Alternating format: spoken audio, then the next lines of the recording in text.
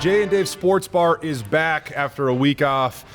Dave, a little surprise work trip. Surprise for me, not surprise for you.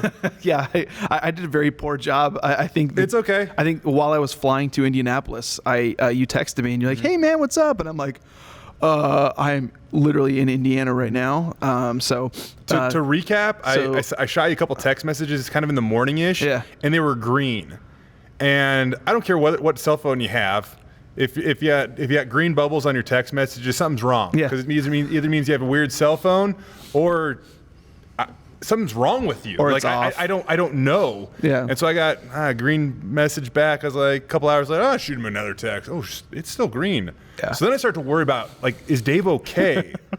So then I called you, and it actually went all the way to your voicemail. Like, it wasn't like the one ringing off. Yeah.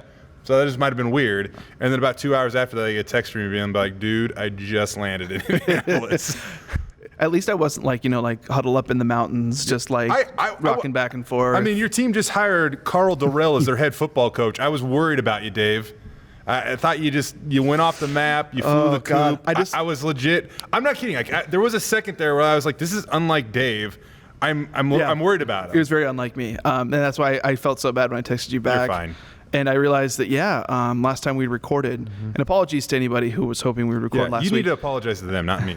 And I was so busy there that, I don't know if we would have had a good time to record it. And if we did, you would have not gotten very good content out of me because I was so dead tired. No, it was all cool. But I knew that I kind of knew why you were going out there, but it's kind of one of those things, man.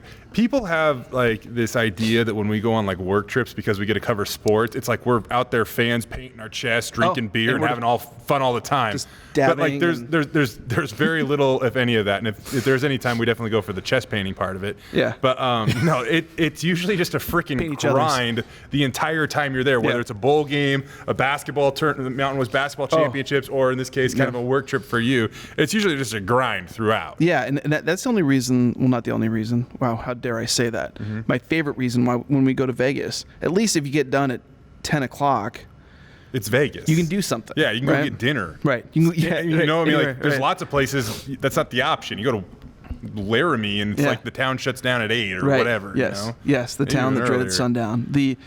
But you guys. What they say? No, that's a movie. Okay. But you and Will, when we were down there in the Vegas Bowl, this last one, I almost never saw you guys because all you did was work. Yeah. I thought I worked pretty hard during that trip, but I was like, well, they got me beat because at least I had time to go to the sports book and put down bets and then go work. Yeah, I didn't have any time for that. I didn't do any of that. Also, Indianapolis, about 2 blocks from my hotel, right by where the Pacers play. Mm-hmm. There's a sports book just in a sports bar. That's amazing. Yeah, it was called Winner's Circle. Yeah, and totally legit. Anyway, so apologies to anybody if we. Last week didn't record, but I also remembered that, that last one where we thought was they might hire Troy Calhoun. They didn't. Mm-hmm. And Troy Calhoun was a bit of a jerk about it. And what else did you expect? Oh, yeah, by the way, state of the program, I'm doing Boise State. I'm doing Colorado. Ooh. I'm also doing Air Force. Oh. When are you gonna make the rounds? I don't know when yet, but yeah. So if anybody's excited about for the athletic, I'm going to be doing the state of the program, which is usually pretty well read. It's 2,000 plus words. It's focusing on the entire program going into the season. I'm doing Boise State, of course, and I'm doing Colorado, which is cool. But I'm also doing Air Force, which will involve having Troy Calhoun tell me about his own team, which I don't know if that'll work. So Colorado, Boise State, 2,000 words apiece. Air Force, 400. Yeah, which, if you can get that, that'd be amazing. That's the guy who wouldn't even tell reporters who his defensive coordinator was. Mm-hmm. That's going to be a treat. I was going to say, you're the same answer, or you'll get the same answer to the question, how's your running back to what do you think about, I don't know, your defensive depth in the backfield? Troy Calhoun is just he's a... Well, you know what, Dave? I'll tell you something. That depth that we're facing, that challenge, that's nothing compared to what these guys are going to face once they become commissioned officers in the United States Air Force Academy. Yeah. By the way, your Troy Calhoun impression, a little more twang than I would have thought. Yeah, a little more. But I get you though. He has a little bit of it, just a hint. But so anyway, he still is the acting longest tenured coach in the Mountain West. It was almost Brian Harsin and Craig Bull there for a second, it seemed, but 13 years running, I think. 13 years, I believe. So he's still Troy there. Calhoun at Air Force. But good on him. Yeah. And also today, CU actually hired a quarterbacks coach who is a former Boise State quarterback. Kellen Moore. I'm just kidding. Oh. Just kidding. Who is it? Danny Langsdorf. He was a starter in the mid-'90s. The year that they had 3 starting quarterbacks, 93, the last time that, other than this last season. Just a second. Hold Danny on. opened the season. Did Boise State play quarterbacks before Kellen Moore? Like they had him? Well, it was like single wing quarterback. He actually lined up behind the guard, and so he didn't really throw before Kellen. So anyway. Yeah, we all know Ryan Dinwiddie and Bart Hendricks. They were option option guys? Yeah, I mean, mostly when you run the single wing, they're actually kind of blocking, but whatever. But yeah, that's kind of cool. Yeah, Danny Langsdorf. He was 100% honest, Dave. I've never heard of that guy's name before. He was the 93 season. It's just, I mean, this is kind of sort of nerdy. The guy who was supposed to be the starting quarterback was Travis Stewart. Academics, so he was ineligible to play that year. So they started Danny Langsdorf to start 93 season. They also started Lee Schrack, who became wide receiver, and Tony Hildy that year. You've been covering this team for a very long time. I wasn't around. But I did the research. I did the research back when Boise State started 3 this past season. Oh, we're kind of tying a little bit together. Yeah, okay. You know what I mean? So this last season was the first time since that year that they had done that. A couple worlds colliding there. Yeah. Okay. And then obviously Hildy got the job, and then Langsdorf transferred to Willamette, I believe, or Linfield. Maybe it was Linfield. I think it was Linfield he transferred to. And then you could say either or, and I'd just believe you. Yeah, it's right, Dave. You're exactly right. I think if I recall correctly, he was at Boise State for like 3 seasons. Okay. So he was, and he started, he played, so he was a Boise State quarterback. So anyway, they hired him as their quarterbacks coach. Boom. Cool. Well, see you guys later. Yeah, I think that's it. Then wrap it up. That's this edition of J&J's podcast. Take that, Tom Scott. We are out of here. Take that, Tom Scott. Hey, if you want to talk about impressive numbers, streaks, whatever, a dynasty in the making, I mean, it is incredible what the Boise State women's basketball team has done over the last 4, 5, even 6 seasons.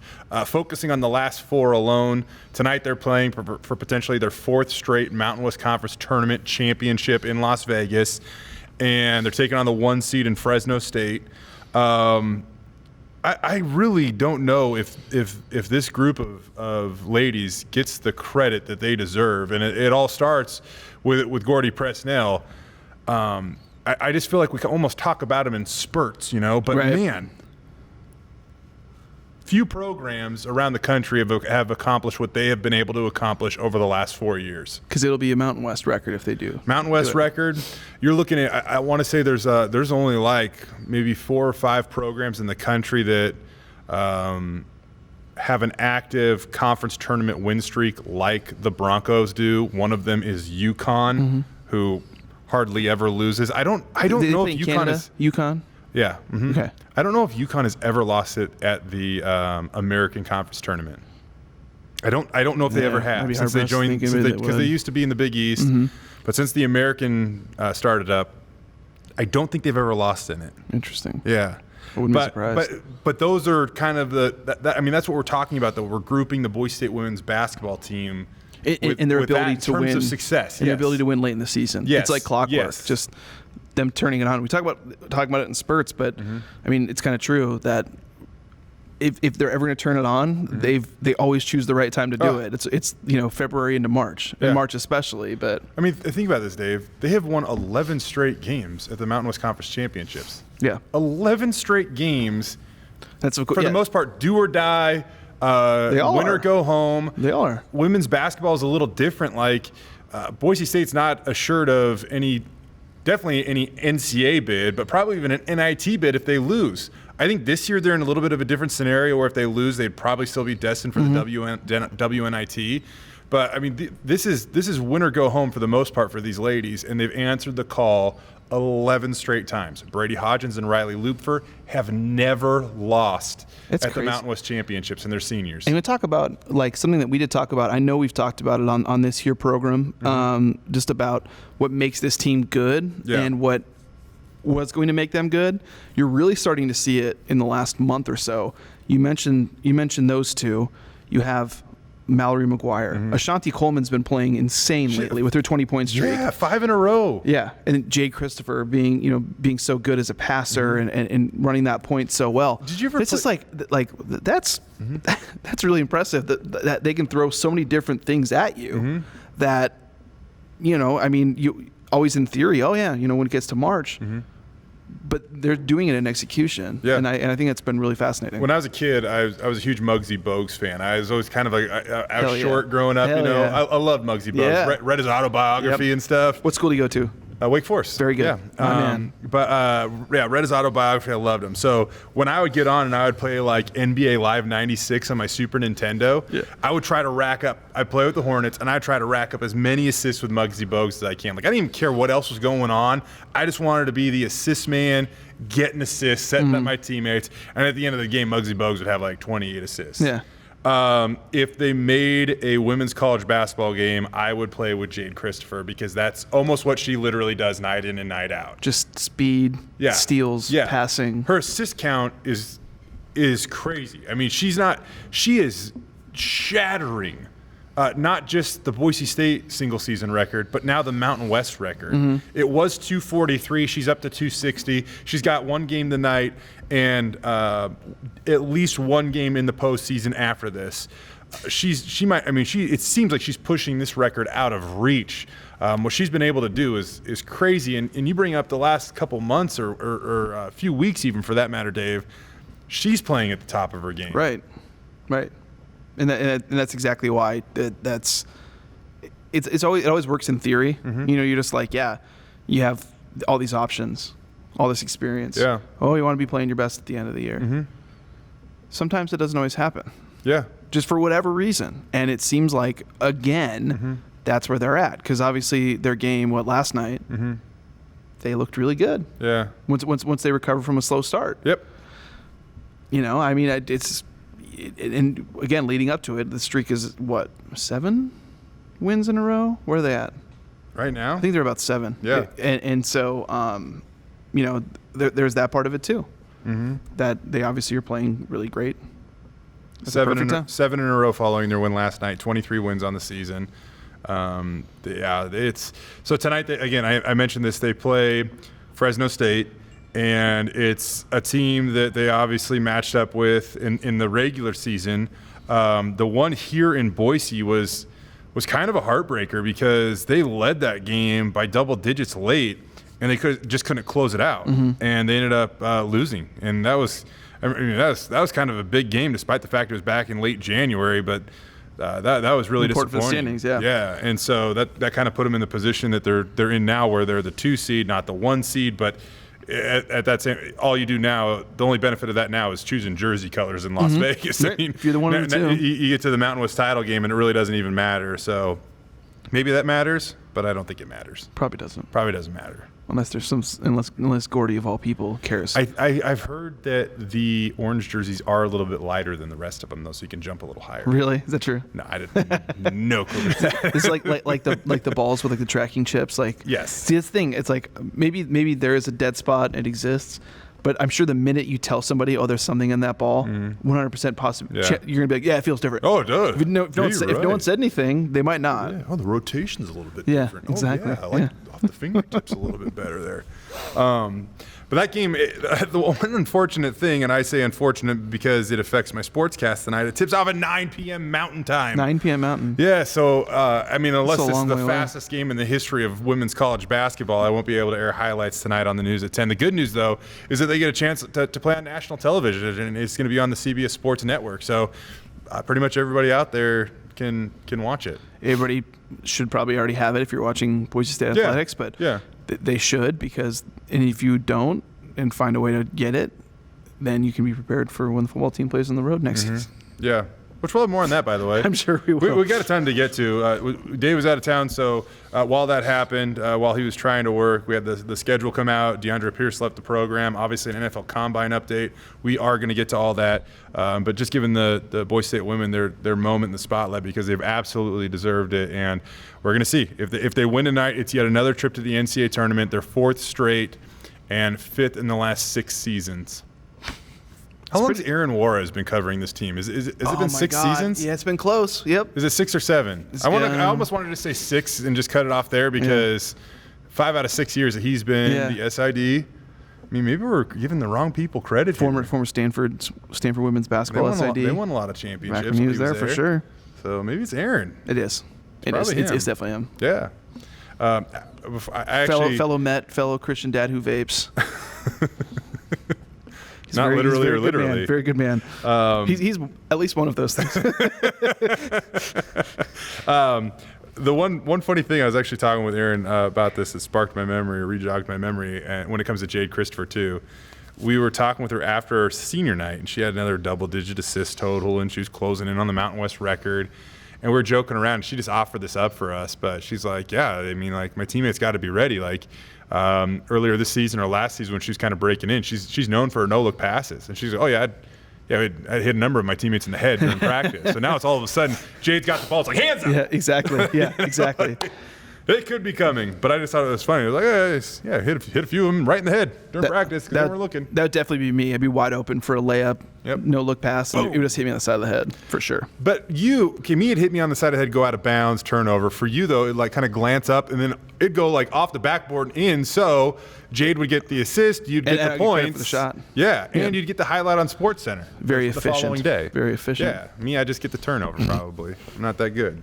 So it has been 1,457 days since the Boise State women last lost a single game at the Mountain West Conference Championships in Las Vegas. Then you have the men. You're squinting I'm your eyes. trying to remember who they lost to. I can't remember. I know I covered it. Yeah. It's been a while. Yeah, I honestly don't remember off the top of my head. I was more focused just on the date, so I could get so I could ask Siri, "Hey Siri, how many days since whatever?" I don't. This is not meant to be like who's better. Well, I mean, you can figure out who's better easily. I'm not trying to slight one program. I'm more just showing you how impressive the other program has been in the Boise State women. But yeah, they haven't lost a single game at the Mountain West tournament in over 1,450 days. Meanwhile, the men, they haven't won in the conference quarterfinals, the tournament quarterfinals, in longer than that. Which they play Thursday. Which they play, Thursday. And the reason why I say quarterfinals, I don't know. You can count the play-in game, the 6 and 11 game. 6 through 11 seeds have to play in to get into the quarterfinals. Maybe that's unfair, but I don't really want to count that. I'm sorry. So if you just look at from the quarterfinals on. You're talking about trying to beat a higher seed. Yeah. It's been a long time since Boise State picked up a victory like that. Yeah, and I think that it is a very interesting, thought experiment when there are some fans who, maybe aren't huge Leon Rice fans, or they are, but they are like, should they expect better? I had that question in my mailbag that ran on Monday, and I think it was a fair and good question. Is what we've been experiencing the last couple of years, is that where they're going to be? Is that the peak? Mm-hmm. They've been winning 20 games, and as we joked about, they've been doing a lot of good things. We joked about it 2 weeks ago. They don't necessarily, winning 20 games isn't necessarily as bragworthy, but we do it consistently. That's what they're proud of. Year after year after year, yeah. But with that comes the other question: is okay, how many times have been in NCAA tournament during this run, during this stretch? Not many. Yeah. When they go, have they won? No. But I think the big one. I think if you throw out everything else, their lack of success in the Mountain West tournament is absolutely something that you need to look at. You need to talk about. You should criticize. Yeah. And I'm sure that Rice wants it to be better, and who are those guys? Yeah. That Rice wants it to be better, and it should be better. Mm-hmm. I'm sure he wants it. Mm-hmm. Like that's in his head. Like, hey, that needs to be better. Yeah. And I'm sure if someone just came up to him and says, why don't you win more in the conference tournament? He might not love it, but it's just like, fact's a fact. They got to get better there. They do.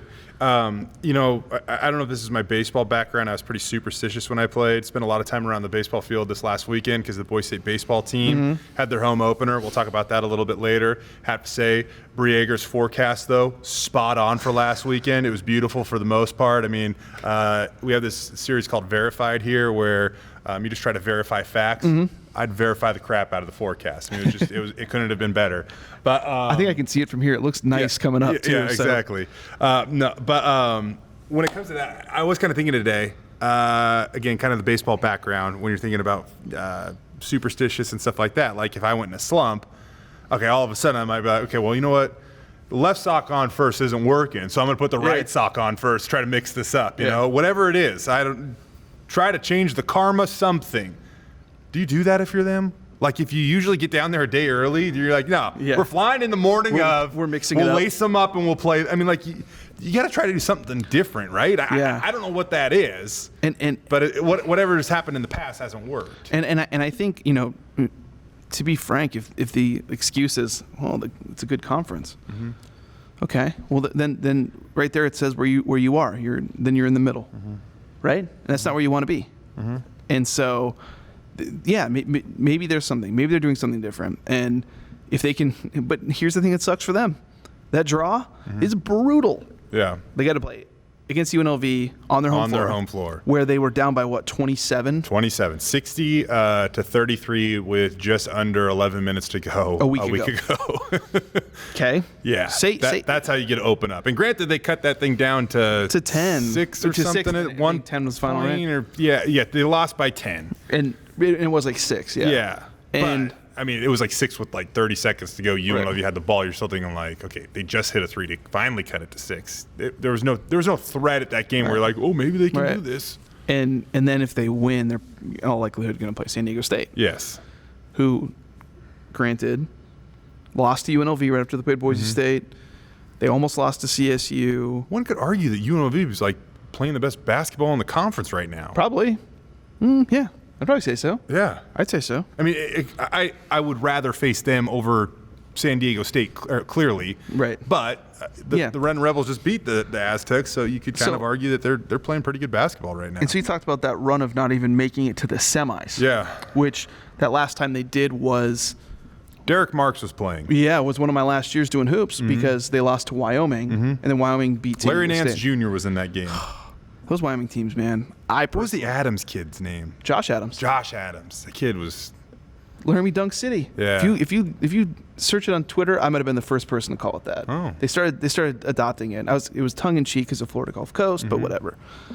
I thought those teams were fun as hell. They were athletic. Oh, they're good. They played that slow down style. Yeah. People didn't love it. They kind of had like the guys that you hated too. Right. Like I feel like fans probably didn't like Josh Adams. Probably not. But that's because he was nails though, man. Like you didn't like to go up against him. And usually he gave it to you. Yep. And so that was the last time they made it to the semis. Yeah. And so I looked it up since they've been in the Mountain West. Right? So that was the 12 tournament. Yeah. Every other team except for 2 in the conference have made it to at least the final. Air Force? And this one should be easy.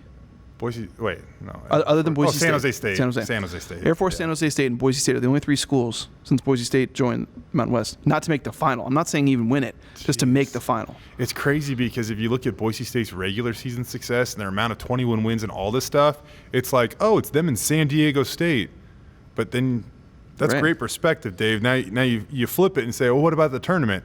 And they're grouped with Air Force and San Jose State. Right. And by the way, we all know what San Jose State's capable of or not capable of. Air Force might be good in football pretty consistently, but that's not the case with basketball. No. It's seldom, if ever, that they really have like a good season. Those teams, I figured it out. I think I put it in the mailbag. Since I was born in 1982, those 2 programs combined have been to 3 NCAA tournaments. Wow.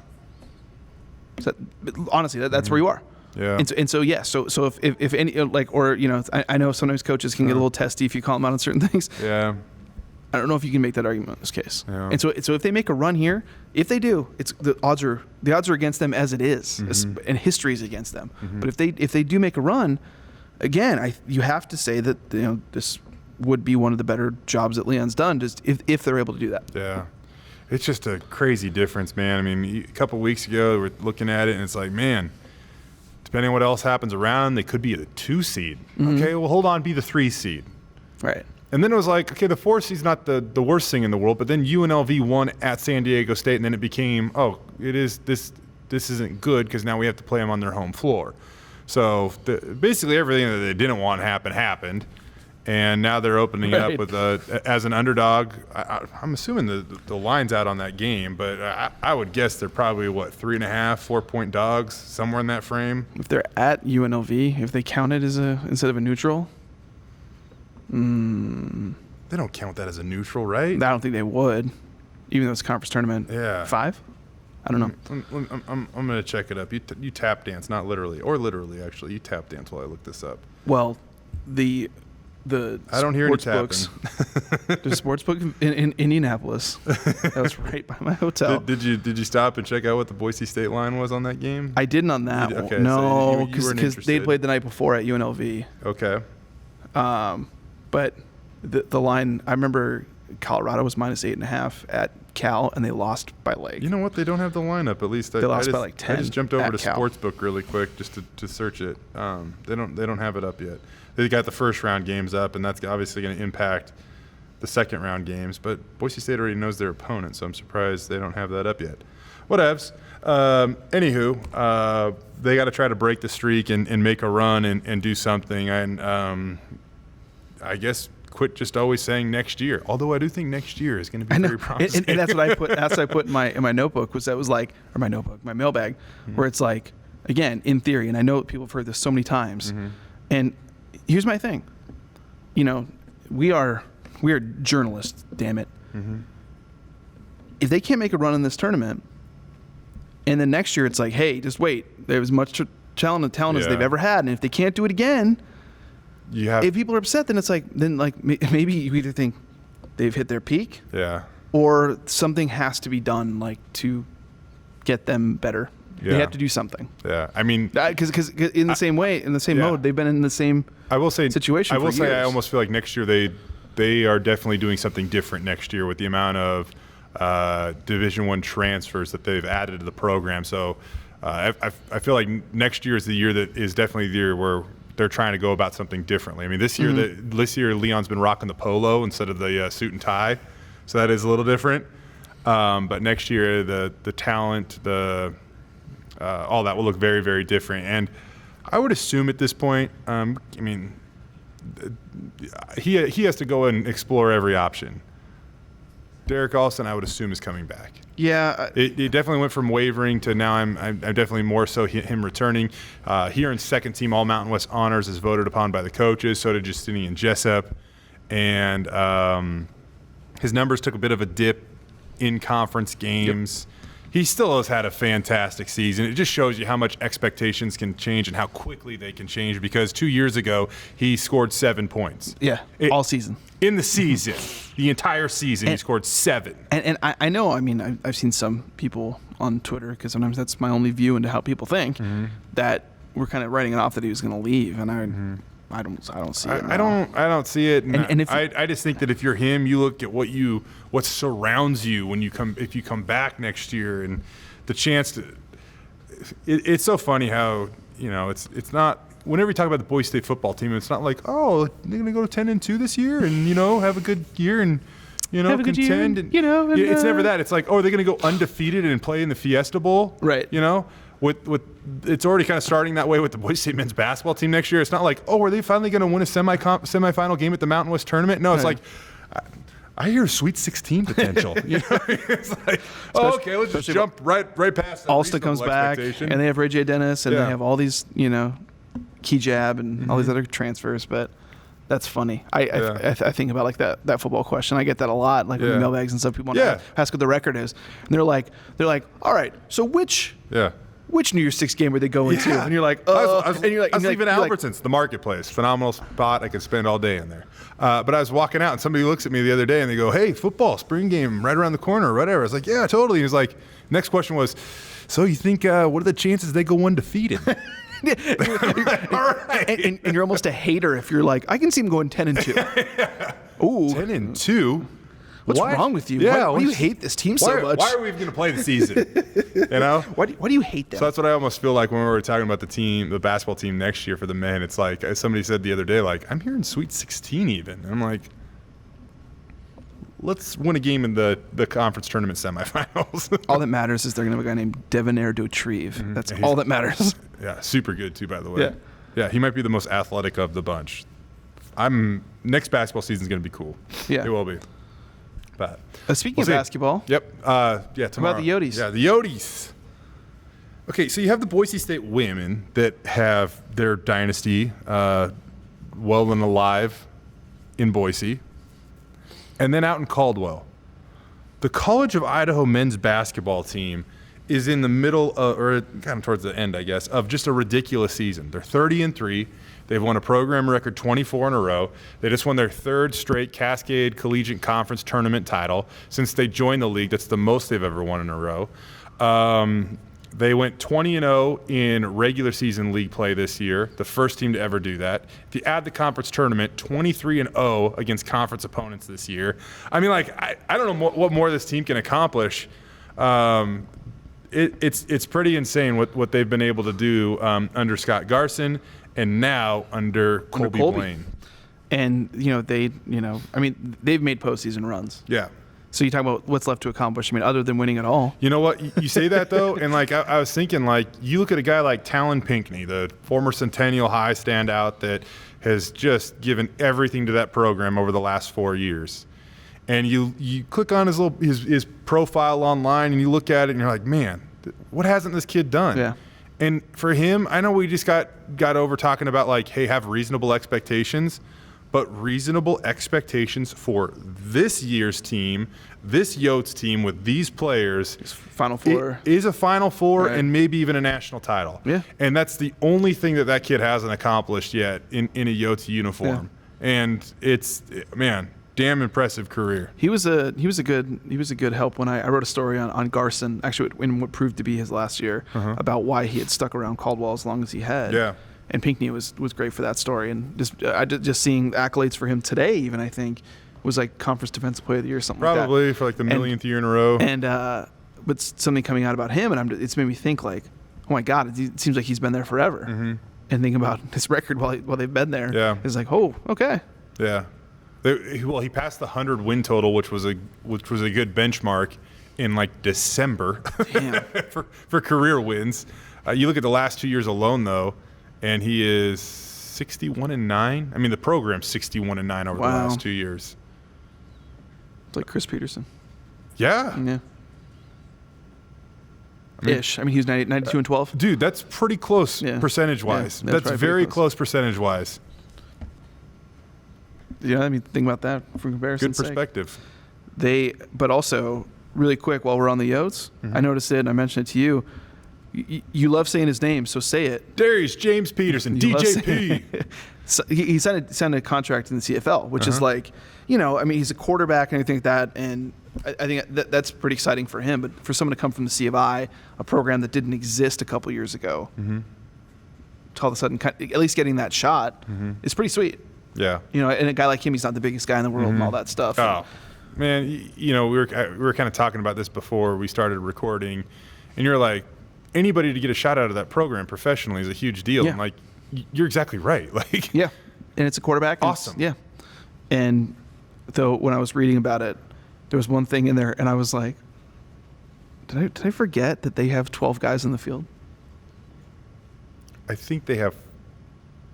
I got nothing.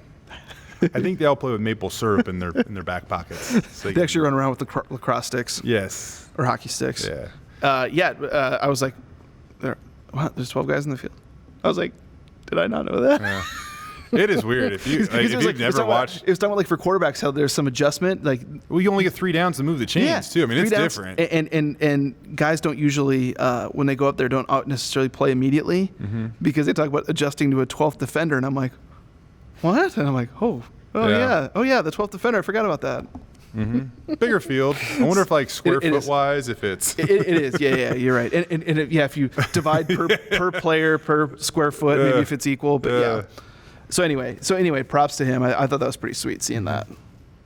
Where's like the 12th defender playing? Like compared to American football, is like an extra DB. I think it's like an extra DB, especially since they pass so much because of the wider field, because of the 3 downs. Yeah, 3 downs and the pre-snap motion stuff. That it's usually an extra DB. Do you think that they started the XFL like what was like we're bringing it back and this is what we're doing the moment that John got? Yeah. was seen chugging a beer following a touchdown in the Canadian Football League. Just grabs one out of the stands. And or was it two of them? I can't remember exactly, but he's just pounding these beers during a game. Yeah. And now the XFL is all about like post-game locker room celebrations after every game. I mean, what's the locker room going to look like after like the championship of the XFL? It's going to smell like New Orleans. Yeah. Just sweat and alcohol. But that's kind of what it already smells like now. I mean, do you go from like just like beer to just like Fireball? I don't know. At least you get that cinnamon tinge to the air, like those pine cones when you walk into Albertsons in December. That's what it's going to smell like in there. I feel like that's when like Vince McMahon was watching this CFL, and he goes, "Beers after touchdowns, I've got it."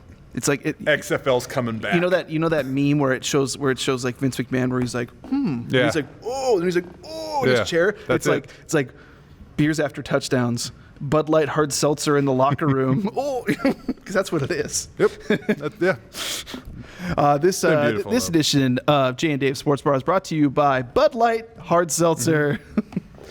By the way, if they want to, I mean, I'm fine with it. By the way, before White Claw, because I drink Natterdays playing softball. I'm not ashamed of it. Hey, before I tried, so like White Claw. Before that, I did not like what's the water with carbonation in it called, Dave? Zima. No, LaCroix. Who doesn't like Zima? Yeah, like LaCroix or something like that. Never liked it. Discovered White Claw. Now I'm all about that. You know what I mean? So one thing led to the other. All about it. And I can drink LaCroix, whatever those other ones are at work, so that's fine. You know, the hard seltzer though, when I haven't had the hard seltzer yet. Well, that's essentially what White Claw is. Yeah. And when I played co-ed, that's usually what they had to appease everybody. Yeah. It gets a little bubbly in your tummy, and you're trying to play softball. You're like standing out there in the outfield going, Well, as long as we're going there. We had beer Olympics my senior year of college, and we had like a relay race. We just dubbed in college over what you just said. Actually said, no, exactly. But the goal was to shotgun beer, and you had to run a certain leg of this race. I remember you shotgun the beer or whatever. And never once did it cross my mind that you're basically putting a beer can in your stomach and just shaking it up. You know? Never once did it cross my mind. I step off our front porch. I'm like 3 steps into this thing. You're just like, oh, you can feel the foam just like coming back up. You know what I mean? It's like, oh, hey, that's great feeling. I don't know why I didn't assume that was going to happen. Probably too much information for everybody that's listening or watching. You know who thinks you're a total wimp now? Nick Simmons. Totally. The king of the beer mile. I will say this though, Raja on Twitter, he did kind of have some awesome idea, like where I feel like he went a little too far. He's like, yeah, let's chug 6 beers and run a quarter mile. I'm like, or one maybe. You know, it's like I don't need a cannonball into the pool. I may or may not test it out with my toes. Consumed beers next to him, and I would never want to compete against that guy in any way, shape, or form. Let's just put it that way. Shout out to Raja. Shout out to that guy. That guy rules. One of the biggest Boise State football fans. And just kind of curious, some other news that came out last week. DeAndre Pierce left the program. Interesting reaction on Twitter. I will say this. Normally, like, just because of the world we live in, I feel like sometimes people are like, oh, why is he leaving Boise State? Now we're going to have to hate him. I will say this, though, about DeAndre. Everybody that I saw, I didn't see one bad tweet about it. Like, every single one of them was like, man, best of luck. I don't know if you saw one. Maybe I'm missing one. I got bored and put it around Facebook, which is a horrible idea. You went over to the Facebook machine. I did. You know what? I did see one comment where I was like, you're not limited to 240 characters there, so you can type away and say whatever you want there. There was one where I was like, that is an interesting interpretation of his season last year. Let's put it that way. For the most part, I saw it was like, you know what, best of luck. You got to do what you got to do, and I'm right there. That's exactly what I think. I mean, months ago we kind of just like brought this up and never actually thinking that he would do it. DeAndre is very committed to Boise State while he was here, but you got to do something different. You know, at this point, I mean, he's just been so injury prone the last couple of years after having a really good sophomore season. Yeah, he just can't get on the field. Yeah, and you know, to me, it made sense because we'd asked him about it before. You know, and he wasn't afraid to answer it. Like, why didn't a lot of people always thought this was coming. They thought it was coming 2 years ago. Yeah, and he always was like, initially, he was always like, well, I've played with my dad before. I don't have to.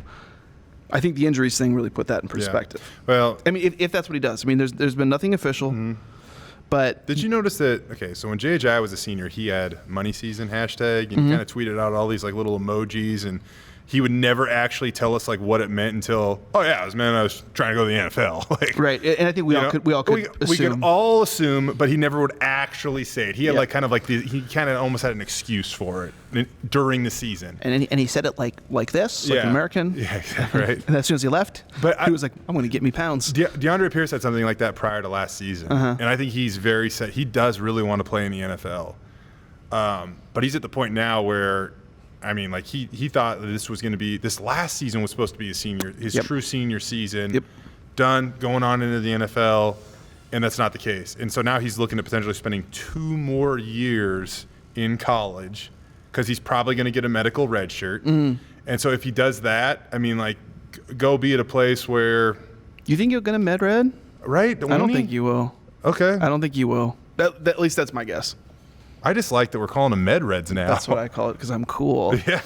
I'm never calling it a medical red shirt ever again. You all are going to have to adjust totally reds from here on out. They would have to really state a case because the 4 games, he got it already. Right. He played in 5 last year. Did he play in 5 last year? Yes. Okay. All right. The cutoff is 4. Yeah, the cutoff is 4. But if that's what they really want to do, I'm sure they could appeal it and say, hey, he played, 10 snaps against Florida State, didn't play the whole game against Wyoming. If you look at it that way, then he only played 4 games. Right.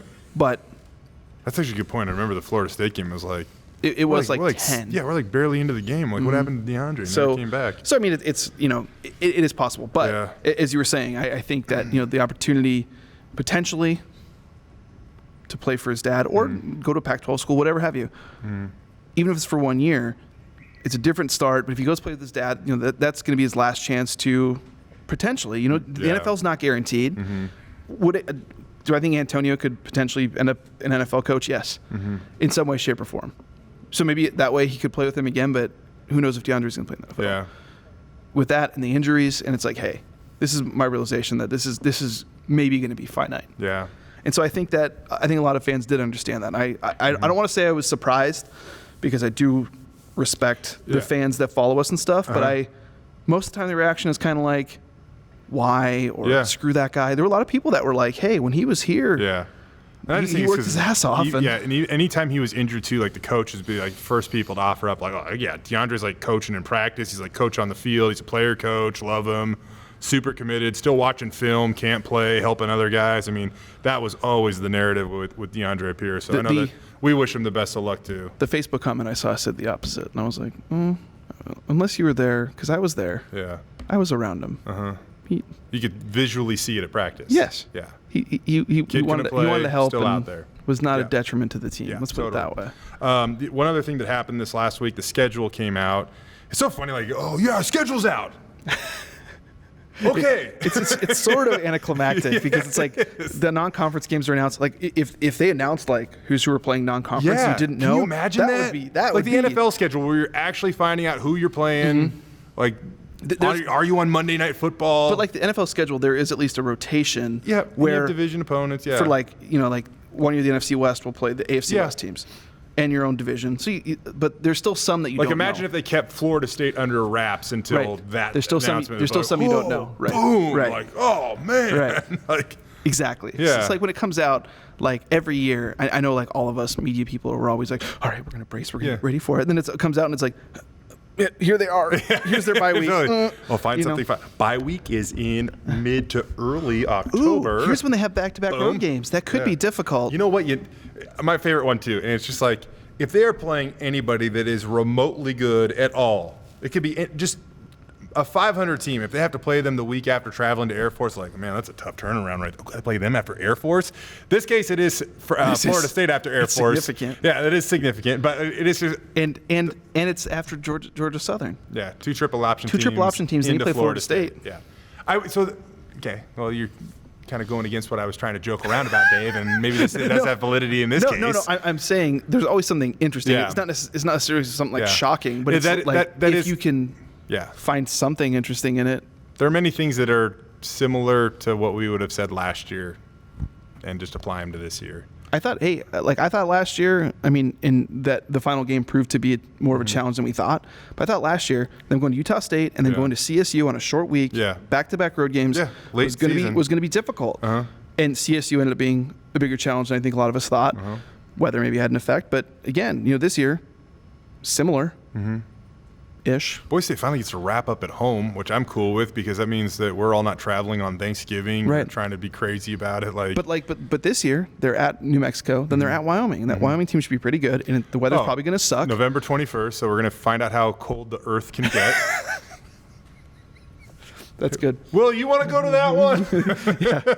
I'm just going to snowmobile from my parents' house. Like, screw it, I'm not driving. But yeah, I hate Michael Katz. Wait, what?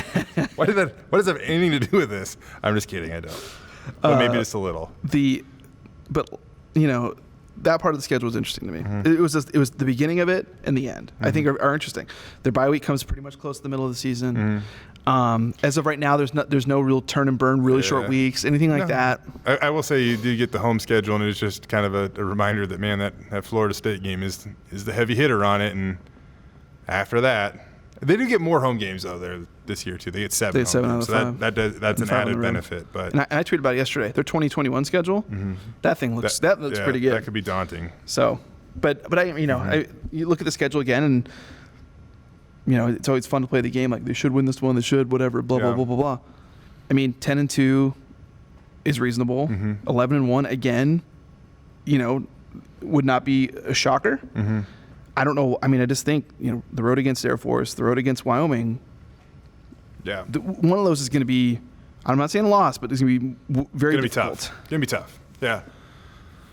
I agree. Spring ball right around the corner. Spring ball starts Friday. Yeah. We have Harsin on Thursday. I'm going to talk. What do you want to say next? Open practice. Open practice, for everybody. 7 p.m. on Friday night. Listen in unison. I'll be there and watching it. And Boise State basketball starts. I'll be bouncing back and forth. Quietly a very, very busy week. Not even quietly, because we have Boise State basketball, spring ball starts, Boise State baseball teams at home. Obviously, the conference tournaments are going on. Boise State baseball 4-0 against Northern Colorado. A weekend sweep against Northern Colorado was awesome. I joke, kind of joking around earlier about the weather, but the weather was awesome. Like Friday night was super cool. There was some cloud cover on Saturday that made it a little chilly, but overall, it's winter, early spring baseball. Can't even complain about it. The team was great. The product, it has exceeded my expectations, Dave. Being a young team, I thought that they would beat themselves early in the season. They haven't done that, and they've done the exact opposite. They've competed in every game. They've looked really good. I could literally go on for an entire podcast about the baseball team, because that's how jazzed I am to talk just go on Jay's Twitter. Baseball. He'll give you stats until you can't breathe. Yep, I suffocate you with stats. You can do that. I mean, you can pretty much do that with anything, but definitely baseball. Our team app for softball keeps track of stats, so you can always tweet about those whenever you want. Perfect. Will do. Anytime you hit a home run, I'm going to tweet from my account that you hit a home run. And I'll do the same for you. Thanks. Perfect. That works out that way. Dave, fun having you back, man. It's great. Great. We're back regularly. We did. One of the best we've had in a while. Woo! Maybe the best ever. I'll let you guys judge that. We'll see. After the press club awards, we'll see if we get the second one in a row. This one's building towards the 2021. Yeah, it is. 2021. Yeah, whatever. Anyways, good to have you back, bud. Great. Fun time. TheAthletic.com. KVB.com. Got a story Thursday morning on the guys that I think have a lot to gain in spring practice. I think I got a half dozen of them. Just guys that maybe move into starting roles, guys that are starters that can make the jump. Yeah. Guys that I'll be looking out for in spring ball. All begins this week. We appreciate everybody listening and watching, for that matter. That'll do it for this episode of Jay and Dave Sports Bar, serving the Idaho sports community.